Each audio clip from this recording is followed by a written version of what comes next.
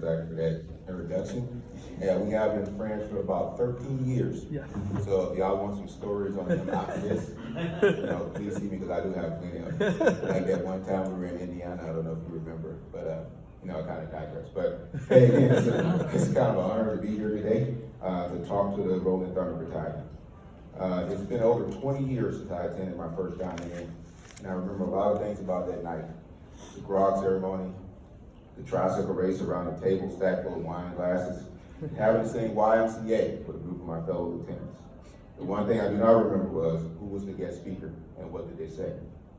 So when Steve here asked me to come be the guest speaker, my initial thought was why? Why do you want a guest speaker? Nobody's gonna remember what I said. Everybody comes here to attend for the skits, the tricycle races, and the ridiculous stuff that Mr. Vice has been doing all night.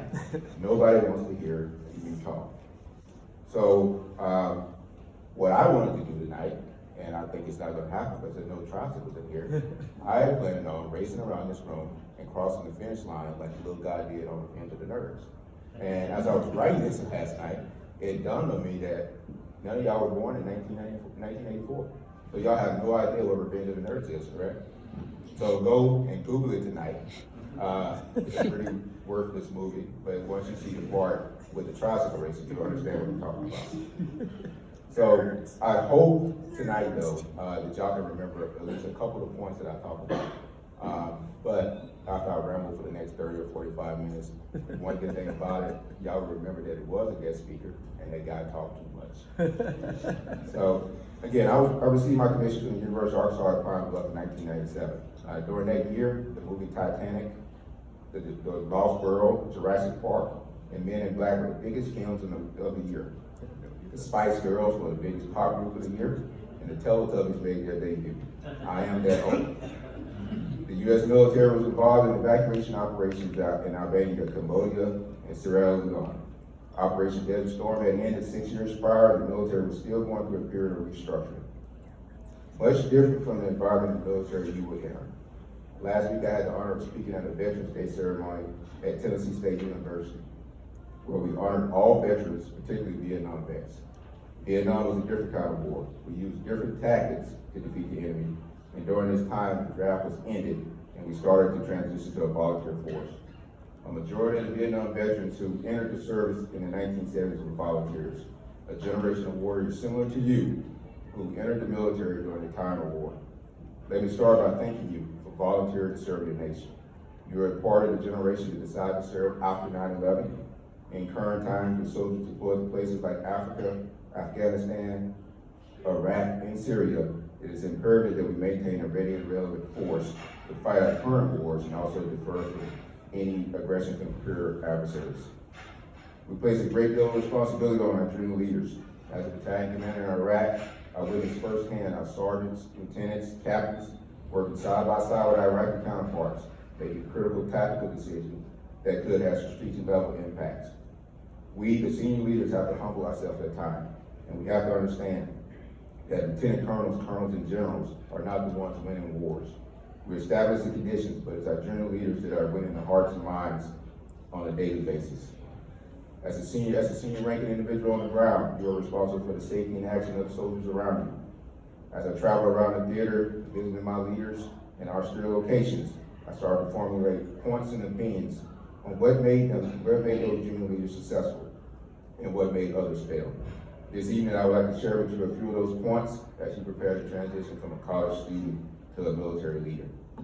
First point, show up ready, physically and mentally fit, ready to hit the ground running, set the example, and ready to lead soldiers in garrison and combat.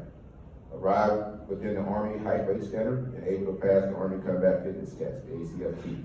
Have a positive attitude and an intense work ethic. This is your time to build your reputation.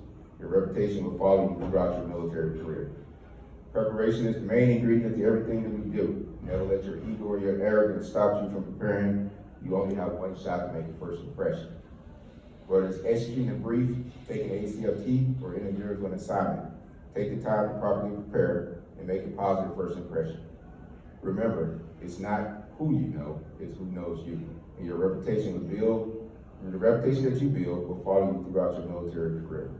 Point number 2, Start now perfecting your communication skills. The 3 subsets: verbal, written, and the ability to listen. No matter how good you think you are in this area, always seek ways to improve. Communication is an essential element of leadership. Learn how to effectively write orders, memorandums, counseling statements, NCORs, OERs, and awards. When you're conducting a brief, know your audience and just to them to get your point across. And most importantly, listen. The ability to listen has quickly become a lost art in our profession and is affecting our growth and development. I encourage everyone to seek a mentor. However, it does no good if you do not listen to that mentor or the senior officers that will give you advice. Senior officers and mentors will give you advice based on their experience and their knowledge. Candid, uncut advice, which at times you might not want to hear. However, if you listen, you might realize that it's exactly what you need to hear.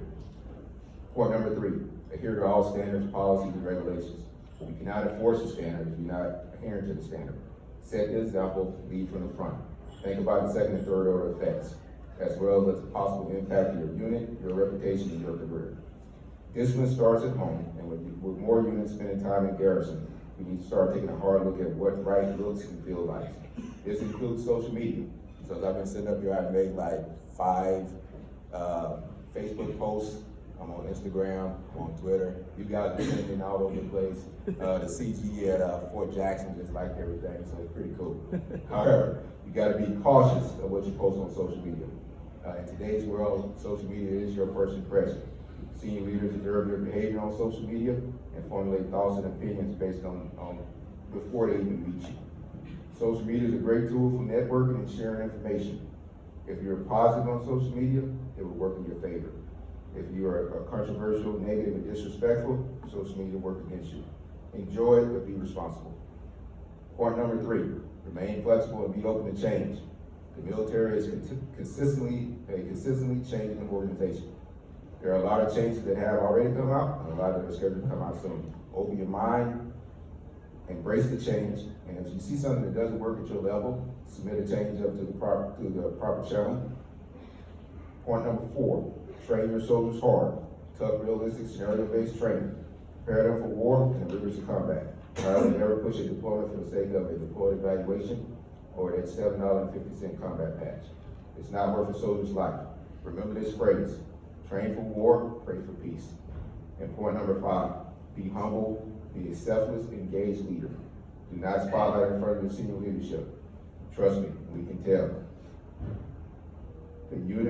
Put the unit, mission, and soldiers ahead of yourself. And as I prepare to conclude my comments, so we can move on with further entertainment here, I want to share a quote from General Dwight Eisenhower. He said, "The speed, accuracy, and devastating power of American artillery won the confidence and admiration from the troops it supported and inspired fear and respect in their enemies." As many of you are preparing to submit your branch preferences, remember this quote and remember what I'm going to tell you right now.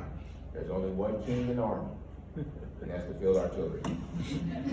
Okay, branch artillery. Cool. If anything, you get to hang out and wear these cool red socks, and you'll get to stand out and wherever you go. So I would like to, in conclusion, I would like to personally congratulate you on the 3rd place finish at the Ranger Challenge competition at Fort Leonard Wood. Congratulations on the planning and executing of a great event tonight.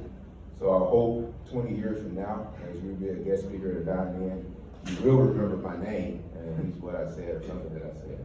So stay humble, stay ready, roll it down and release the way. Let's roll.